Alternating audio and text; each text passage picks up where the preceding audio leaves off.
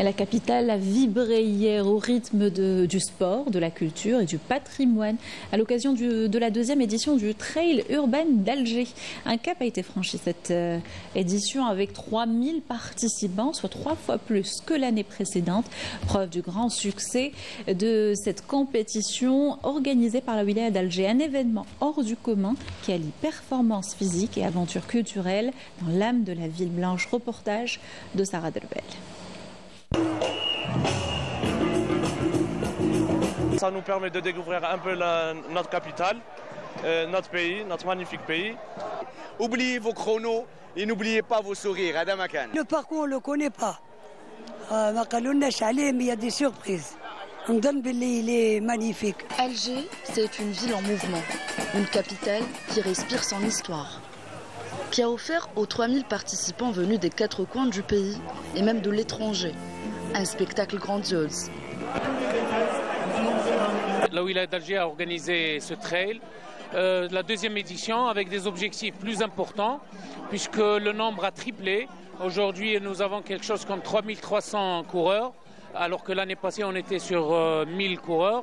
Donc le parcours a été choisi minutieusement pour qu'il y ait de nouvelles sensations par rapport à celui de l'année passée. Le nombre a triplé et réellement, il était encore beaucoup plus. Donc on a décidé cette année de s'arrêter à 3000 pour des raisons sécuritaires, parce qu'il y a des passages dans des monuments assez importants, comme la Casbah, comme certains endroits aussi emblématiques.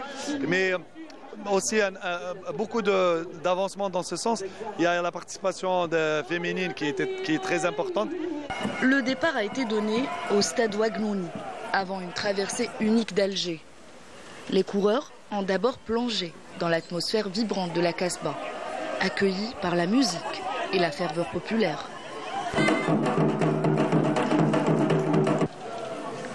Puis direction les voûtes d'Alger, avant de longer la mer sur les quais du port, tout près des bateaux.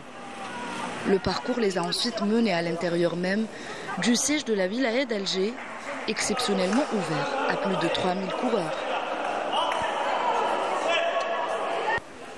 Ils ont poursuivi leur course en passant par la Grande Poste, la rue des Douches Morad, le boulevard Mohamed V, l'école des Beaux-Arts, les jardins de la ville, la salle Harsha, la bibliothèque nationale, jusqu'au jardin d'essai d'Al-Hamma.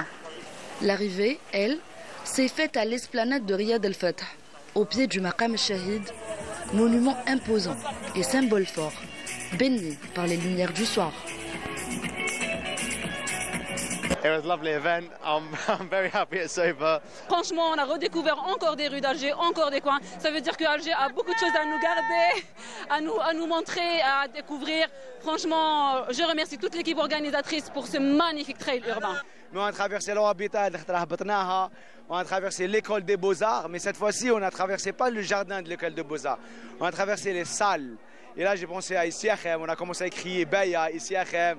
On a traversé les Beaux-Arts, le musée des Beaux-Arts, après avoir traversé la bibliothèque et le jardin d'essai. C'était un parcours merveilleux.